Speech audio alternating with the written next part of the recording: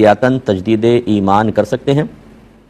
جی دل میں بھی کر سکتے ہیں، لیکن افضل اور اولیٰ اور مناسب اور بہتر طریقہ یہ ہے کہ زبان سے تجدید ایمان کے الفاظ ادا کیے جائیں، کیونکہ ہماری شریعت جہاں کہیں کہتی ہے کہو یا پڑھو، اس سے مراد مفتبی قول کے مطابق، یعنی جس پر علماء اسلام متفق ہیں، ایک میجورٹی متفق ہے، اس کا مطلب یہ ہوتا ہے کہ اتنی آواز سے کہو یا اتنی آواز سے پڑھو کہ آپ کی اپنی آواز اپنے کان تک پہنچ جائے۔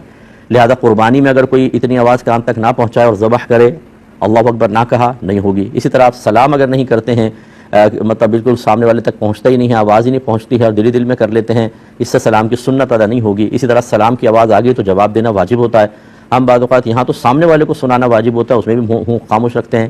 ایسی طلاق وغیرہ کے اندر بھی اتنی آواز ضروری ہے کہ کان تک آواز پہنچے، ورنہ طلاق نہیں ہوگی۔